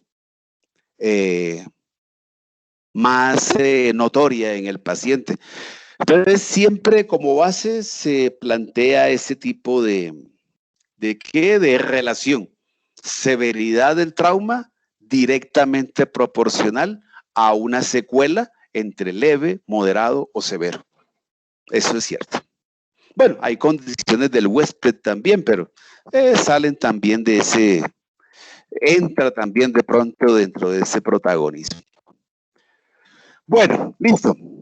Muy bien. Entonces, mire, empecemos con una historia que quiero que tengan en cuenta. Eso está en Netter también, pero quiero que no se les olvide. Voy a empezar con el primer nerviecito. Dentro de la historia de esto es relaciones musculares versus vasculares y nervios. Porque tengo un paquete vasculonervioso que recorre y que transita el cuello y que va para miembro superior. Pero el paquete vasculonervioso no va solo. Ellos van acompañados y en algunos casos transitan a través de músculos. Mira esta imagencita que le estoy mostrando aquí. Este nervio es el nervio musculocutáneo. El nervio musculocutáneo, recuerde que es un ramo terminal del fascículo lateral. Esto es una imagen muy común que puede suceder con el músculo cutáneo y con otros nervios. Tienen que pasar a través de músculos. El problema, ¿cuál es? Que hoy puede verse este pasaje del nervio a través del músculo como algo normal y como algo fisiológico. Pero más adelante, por condiciones fisiopatológicas, si hay un cambio en el músculo, esto puede representar una compresión o un posible sitio compresivo del nervio. Entonces, por eso hay que tener muy en cuenta las relaciones y el tránsito que tienen los nervios a nivel de miembro superior para estimar cuándo las pérdidas sensitivas o motoras sean por compresiones, porque hay diferentes tipos de compresiones nerviosas relacionadas con los nerviecitos. Lo primero, mire, en la axila, todo está en la axila. Entonces, los pacientes de pronto que usen muletas, un paciente que pueda de pronto haber tenido una lesión en pie, una lesión en miembro inferior, en muslo, y que le toque usar muletas, muy probablemente la parte compresiva de apoyo de la muleta puede ser a nivel de la axila, un factor predisponente para que él pueda tener alguna sintomatología sensitivo-motora en miembro superior. Puede ser pasajero o puede ser, digámosle, más de más perpetuidad, dependiendo de qué tanto tenga que utilizar la muleta para su recuperación. Y si es algo de pronto pasajero o de pronto es que tenga alguna lesión ya que lo lleve a que siempre tenga que utilizar ese aparato ortopédico. Entonces, muy probablemente estará propenso a que tenga lesiones compresivas en cualquiera de las ramitas del plejo, dependiendo de la cronicidad, como le digo, y del apoyo que tenga con la muleta. Ese sería como algo externo, como algo muy ya fuera de contexto, muy particular. Ahora, en lo cotidiano que puede haber, el nervio musculocutáneo tiene una parte vulnerable, compresiva, y esto se llama músculo coracobrachialis. Entonces, cuando usted piensa en nervio musculocutáneo, quiero que también recuerde que el nervio musculocutáneo pasa a través del músculo coracobrachialis. Esto hace de que el paso del nervio por el músculo le provee la inervación al músculo, pero también puede en algún momento ser un punto compresivo del nervio musculocutáneo. El nervio musculocutáneo es el nervio motor del compartimento anterior del brazo. Lo vamos a ver más adelantico. Toda la musculatura anterior del brazo, inervación motora del nervio musculocutáneo. Y acabamos de ver que él también es sensitivo, pero para el antebrazo, porque lo pusimos como nervio cutáneo antebraquial lateral y dijimos que era una rama terminal del nervio musculocutáneo. Entonces, ahí valoro a mi nervio musculocutáneo. Sensitivo en antebrazo, motor en brazo. Una compresión a nivel del coracobrachialis, muy seguramente la primera sintomatología sensitiva tiene que ser este territorio cutáneo que vimos, que acabamos de ver, con seguramente el primer indicio o las primeras sintomatologías de pérdida sensitiva. La cronicidad después hará de que se haya la pérdida motora, pero en los movimientos del brazo. Eso lo hablamos después en la parte motora. Entonces, primer nerviecito que quiero que no se le olvide, nervio musculocutáneo, músculo coracobrachialis. El otro que habíamos revisado, sí, la otra vez lo vimos, recuerda el nervio axilar. El axilar, habíamos hablado del cuadrilátero. Entonces, con el nervio axilar, recuerde, síndrome del cuadrilátero a nivel de la escápula es uno de los sitios donde se puede comprimir el nervio axilar. Ese ya lo habíamos visto la vez pasada. Bueno, a ver, y avanzo aquí y les muestro dos. ¡Ay, esta está perfecta! Esta es la que necesito. Bueno, perfecto. Mira este nerviecito que está aquí. Este nerviecito lo sigo. Se origina en el plejo braquial. La figura está desde el codo y hasta la mano, porque aquí es donde está la parte fisiopatológica que quiero que no se le olvide del nerviecito. El nervio se llama el nervio ulnar. El nervio ulnar tiene dos sitios compresivos que no quiero que se les olvide. Uno, mira esta figurita. El nervio ulnar está pasando por detrás de un relieve óseo que se llama el epicóndilo medial del húmero. El nervio ulnar es muy predisponente a ser comprimido a su paso por la cara posterior del epicóndilo lateral del húmero. Y aunque no lo hemos visto, de una vez quiero que el concepto quede claro. Hay un músculo que es el responsable de esa compresión. Músculo flexor carpi ulnaris. Es un músculo del antebrazo y es el responsable de hacer que el nervio ulnar se comprima aquí, en el epicóndilo medial del húmero. Músculo flexor carpi ulnaris. El segundo sitio compresivo del nervio ulnar está aquí, en la región del carpo.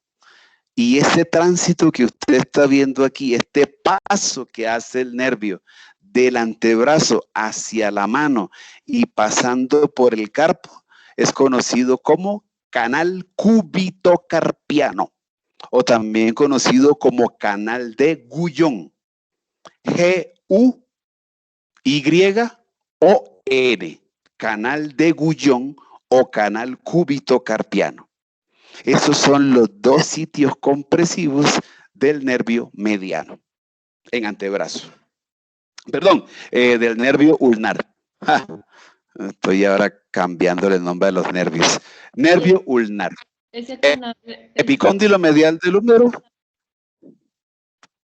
¿Cómo? No te escuché. profe, perdona, ¿ese canal está, digamos, rodeado por qué o qué estructura es esa? Bueno, eso lo hablamos más adelante.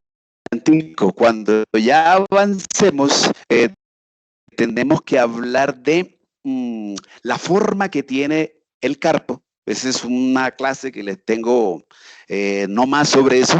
Y ahí en la región del carpo vamos a tratar la parte compresiva de dos nerviecitos. Uno, el que le acabo de contar, el nervio ulnar, y el otro es el nervio mediano, que es el famoso túnel del carpo o el síndrome del túnel del carpo. Entonces, la parte compresiva se da es porque hay unos ligamentos que pasan transversalmente a nivel de la región del carpo. Los ligamentos hacen parte de una historia que permite que los tendones que deben ejercer el movimiento en los dedos estén bien fijados. Para un tendón o para la parte biomecánica, yo como tendón quiero estar como apretadito, porque entre más apretadito esté el tendón, va a hacer de que su movimiento sea más eficaz al yo querer ejercer un movimiento sobre los dedos. Pero el problema es que los tendones aquí en esta región del carpo también van nervios en esa historia. Y para un nervio, la parte compresiva no es muy agradable. Entonces, la parte compresiva de los nervios a nivel del paso por el carpo está dado es por una estructura que se llama el ligamento anular anterior del carpo, también conocido como retináculo flexor. Es esta mancha blanca que estás viendo aquí como transversalmente que recorre el carpo así, de derecha a izquierda.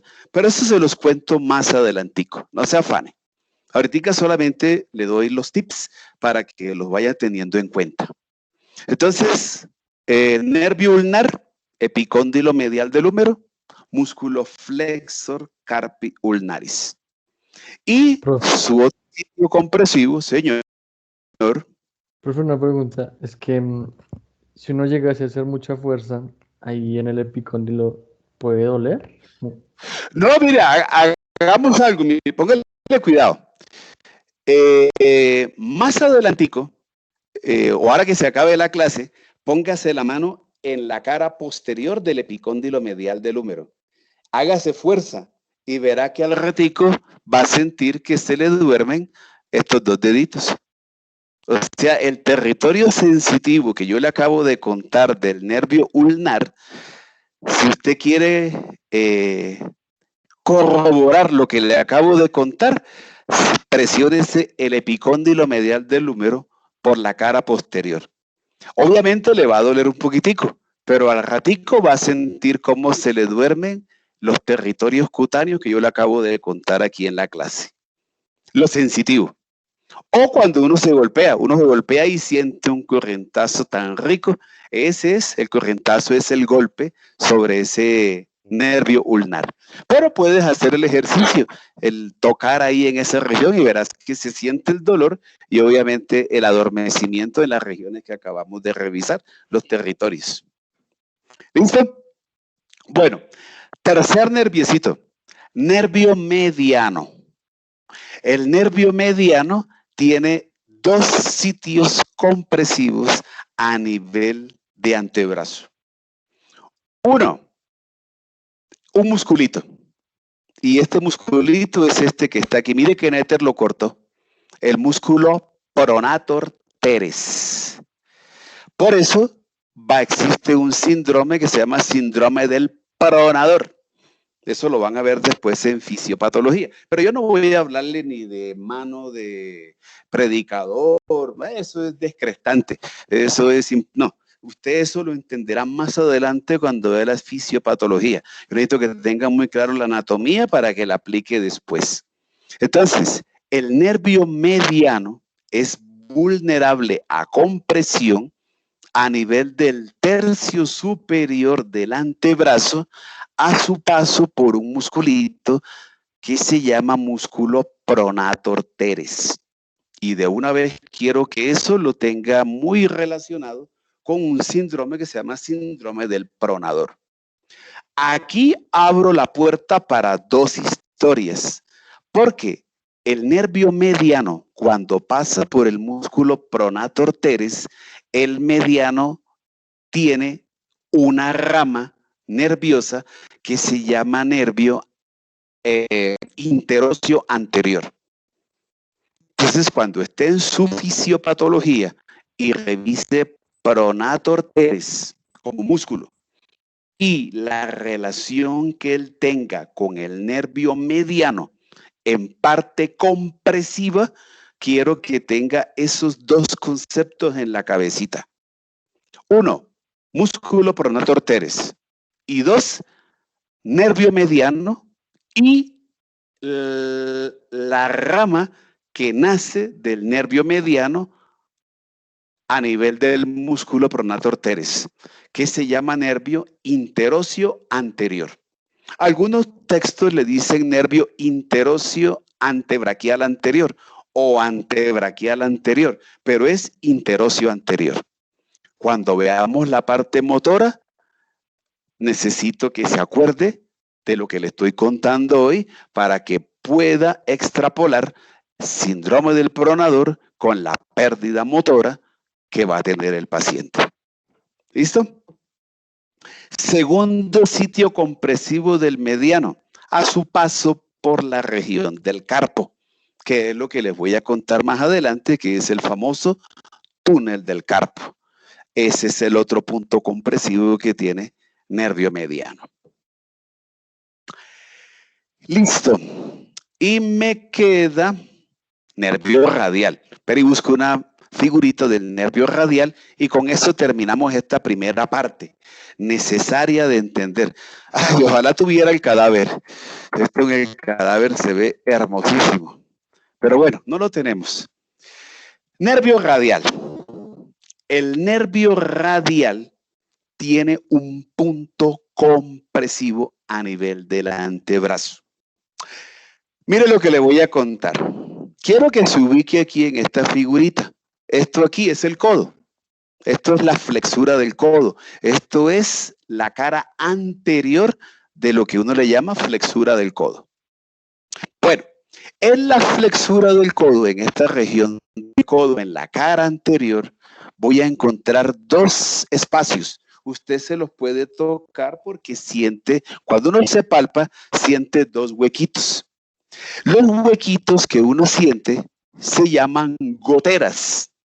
Uno se llama la gotera bicipital lateral y el otro se llama la gotera bicipital lateral.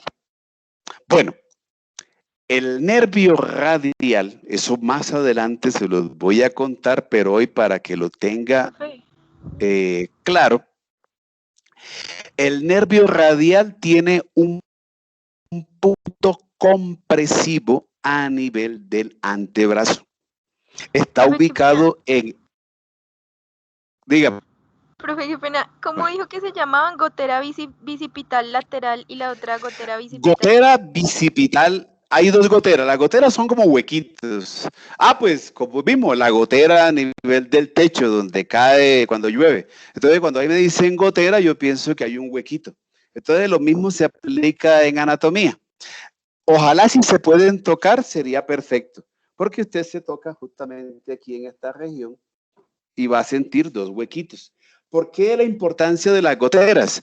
Cuando hay un trauma, ¿qué hace? O sea, si usted le tiran, no sé, usted va caminando y de pronto siente que un árbol viene para encima. Usted se puede quitar O también de pronto lo que uno hace a manera de reflejo es colocar el antebrazo para protegerse, o la mano para evitar que algo le caiga a uno encima. Entonces, en caso de alguna riña, en caso de alguna pelea, si uno siente que algo extraño, que un elemento extraño, uno se quiere proteger, uno coloca el antebrazo. Entonces, el antebrazo le va a llegar con muchas lesiones.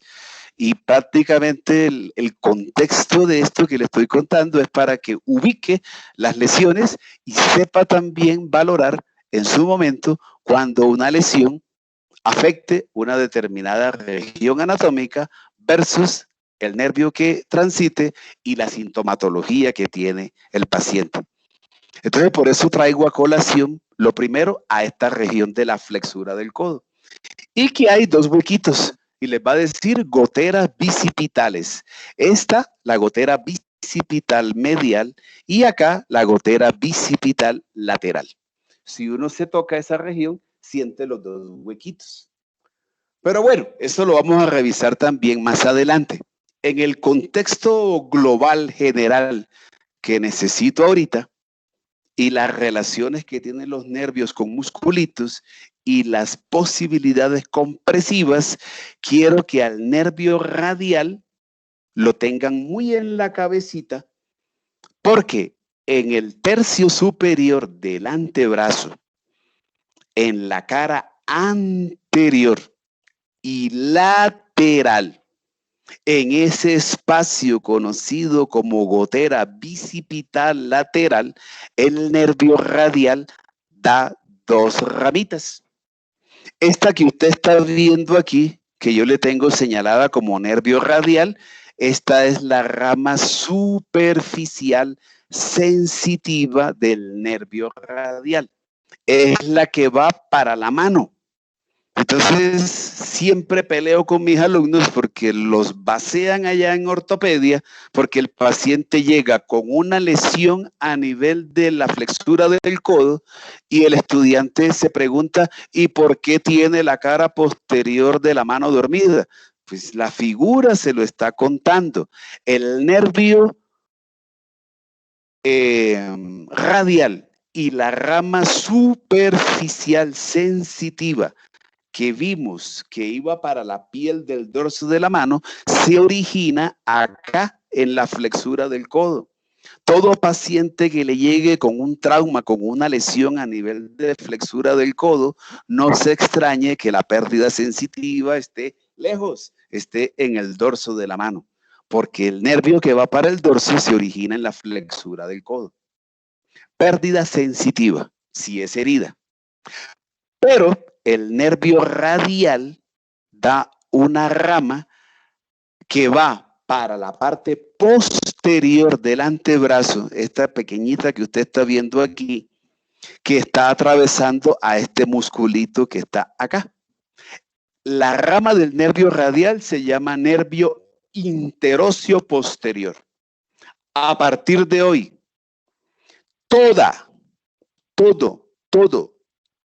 la parte motora, toda la musculatura de la cara posterior del antebrazo, todos los movimientos de la mano, de los dedos que tengan, que se originen, que tengan musculatura de la región posterior del antebrazo, usted va a pensar solamente en nervio radial y va a pensar solamente en este ramito que está aquí, que se llama nervio interóseo posterior. El nervio interóseo posterior es el nervio motor del compartimento posterior del antebrazo.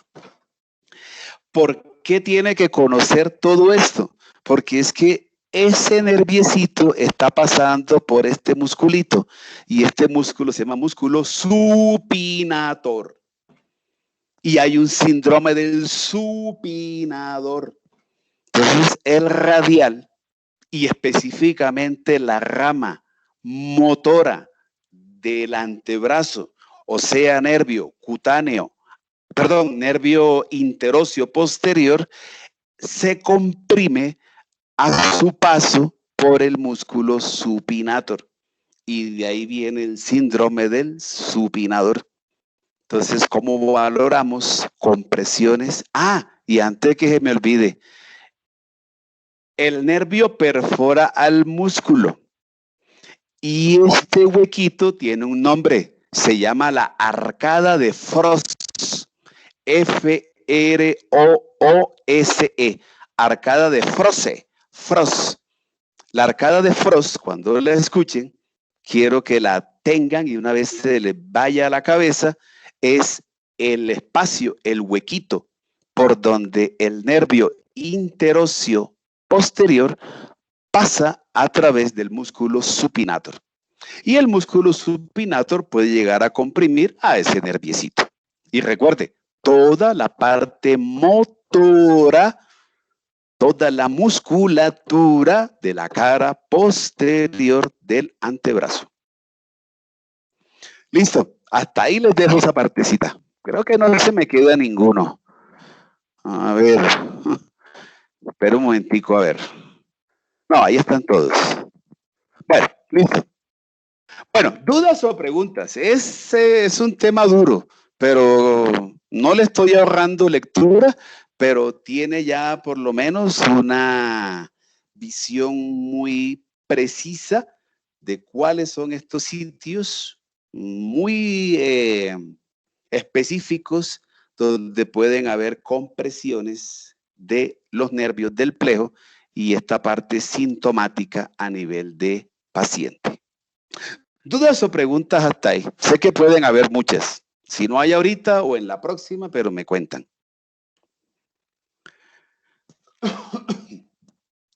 Axilar, músculo cutáneo, sí, ahí están todos ya. No problema. Listo. Ahí está la historia. Axilar, radial, ulnar, mediano. Listo. Muy bien. Bueno, avancemos y terminamos esta partecita. Bueno, vamos para esta historia de acá. Como les conté, es una de las mayores causas de pronto consulta que ustedes van a tener con los pacientes. Ayer justamente estaba en un seminario y hablaban de, no sé si será por los tiempos de pandemia, 1 de cada 4 pacientes actualmente tiene problemas, tiene enfermedades y tiene discapacidades por alteraciones nerviosas. Entonces la parte nerviosa va a tener un gran protagonismo por estos tiempos de pandemia.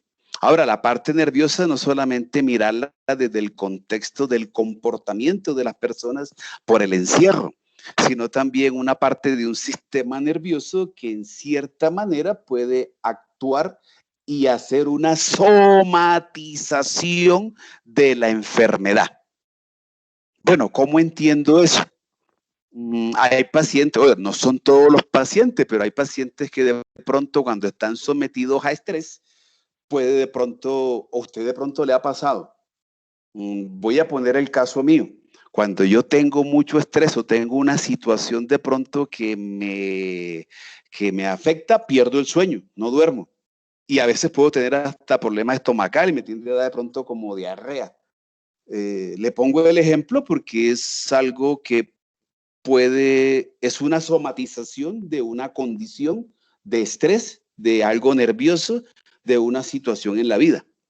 Pero hay pacientes que pueden hacer otro tipo de somatización de enfermedades y cuando un estrés le puede generar un tics o le puede generar algún dolor específico o un adormecimiento en alguna región. Eso hace parte de una afectación nerviosa, más allá del trauma y más allá de pronto de lo que acabo de contarle, de cuando un músculo puede hacer una compresión. Entonces tenemos que mirar toda esta parte global de los territorios nerviosos también para entender cuándo podemos extrapolar una condición clínica a una afectación como tal, sea local o general a nivel de nervios. Y una de esas condiciones se llama túnel del carpo. Normalmente los pacientes que tengan actividades manuales, las secretarias, odontólogos, los que tejen, pero eso fue antes de que hubieran los smartphones.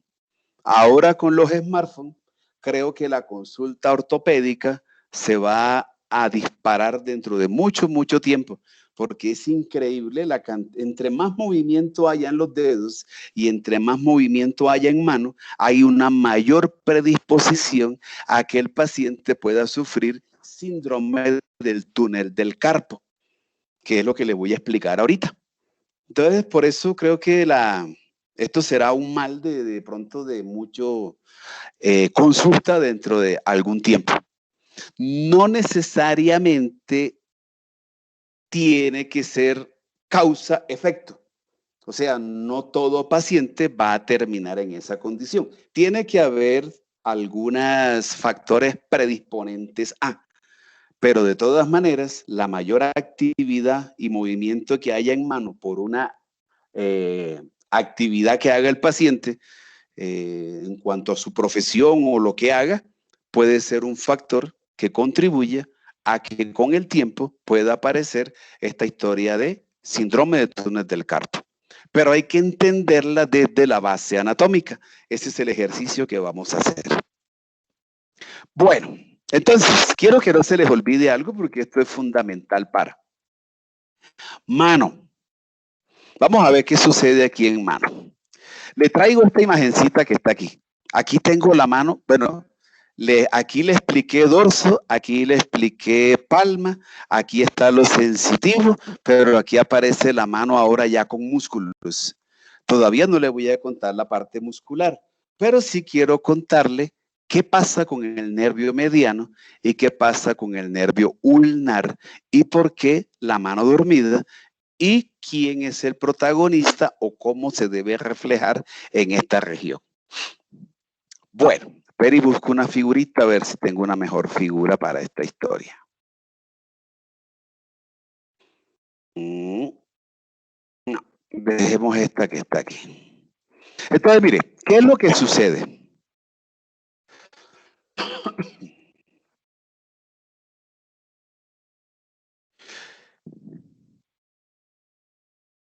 A ver, espérenme un segundito.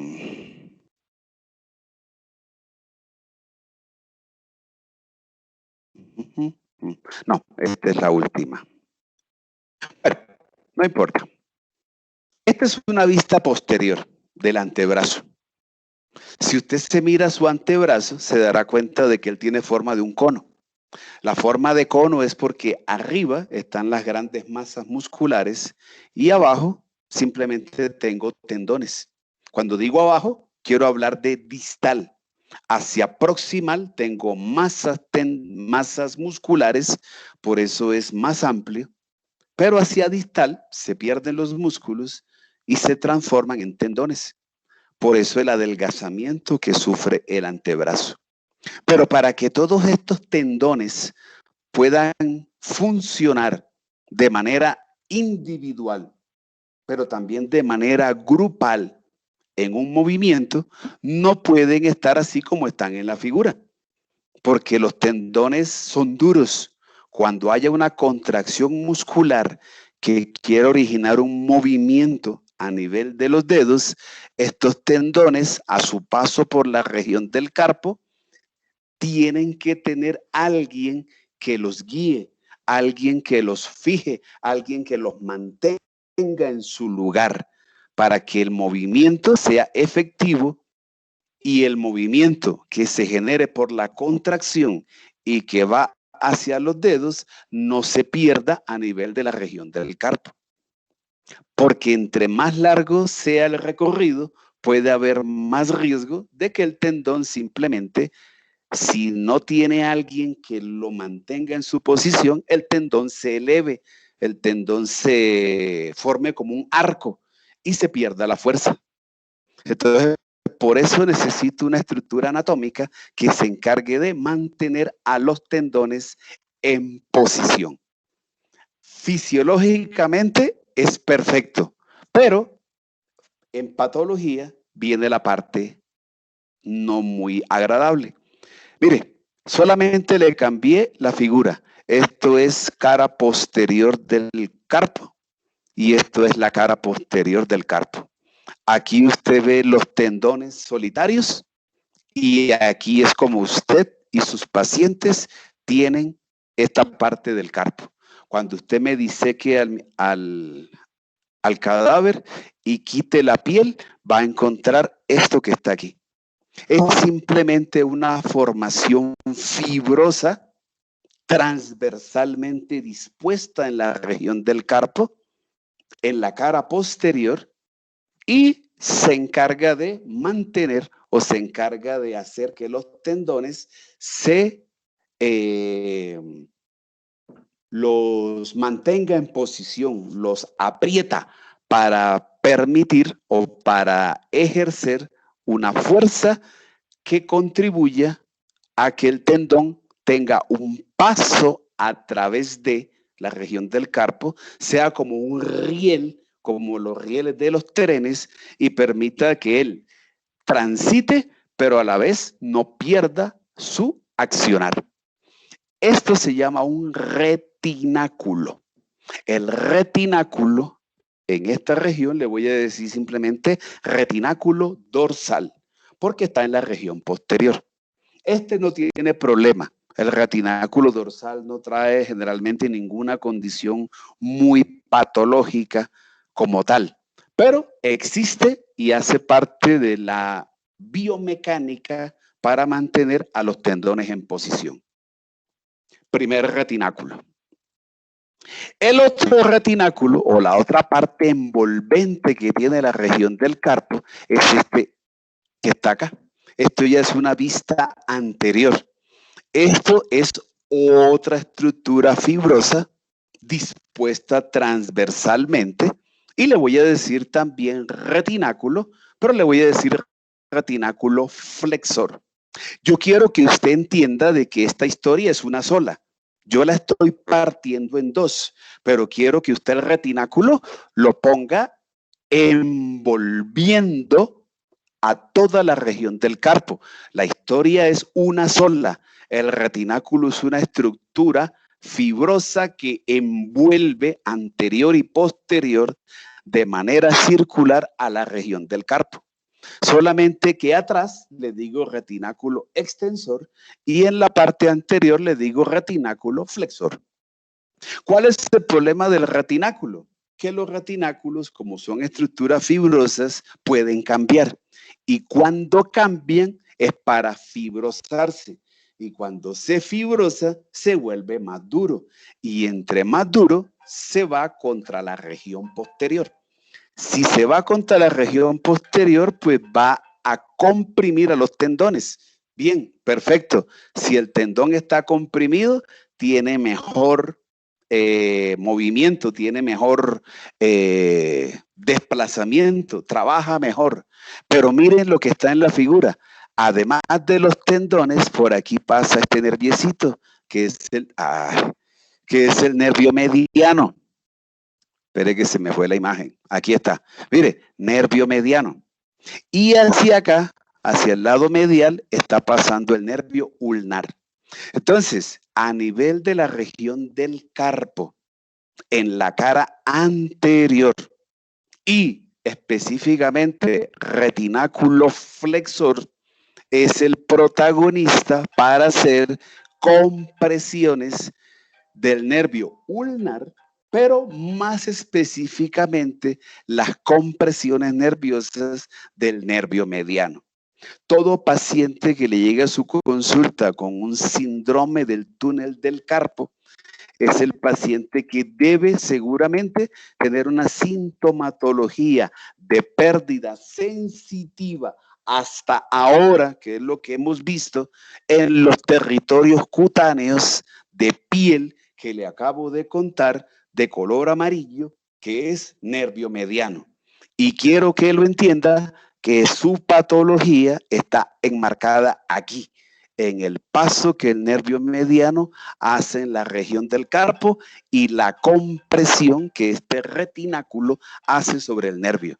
Eso es lo que genera el síndrome del túnel del carpo y las pérdidas sensitivas que el paciente le va a contar.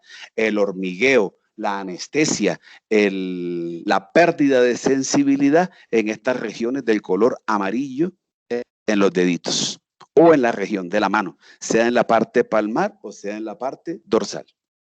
¿Estamos? Bueno, listo. Los dejo porque ya son las 11. Tengo que respetar su tiempo. En la próxima vamos a revisar la parte muscular y vamos a hacer la misma integración. Ya tenemos los sitios compresivos. Voy directamente a hablarle de movimientos y músculos y los nervios implicados en esta historia. Mucha lectura, que estos temas no se pueden dejar relegados. Lo sensitivo es lo más fácil, lo motor es lo más complejo. Pero entonces la idea es que no llegue con el tema sin revisar porque se le puede volver muy complejo correlacionar lo que yo le voy contando. Nos vemos en la próxima. Pórtense bien, cuídense bastante. Señor, cuénteme, dígame a ver. Antes de que suba las notas al sistema de comercio, ¿no las deja ver o las sube una vez y nos avisa? No, yo las subo porque ya ustedes las tienen. Yo soy el último en enterarme de las notas. Ya Emuelio se las mostró. La otra profe no me las ha entregado. Yo soy el último en conocerlas. Ustedes ya las tienen. Entonces yo simplemente las voy a montar en la misma tabla que les mandé de Excel. Si hacen el ejercicio, les tiene que dar igual. Si de pronto no les da igual, me dicen y las revisamos. Listo, profe, listo. Si de pronto hay alguna duda. Pero tranquilo, sí, yo en el sentido de las notas sí soy muy... esa es la parte que más me preocupa. Que no les falte ni una décima. Listo, profe, gracias. Gracias. Bueno, con mucho gusto. Se cuidan bastante. Ok, chao. Hasta luego. Chao, profe. Chao, chao. Bueno.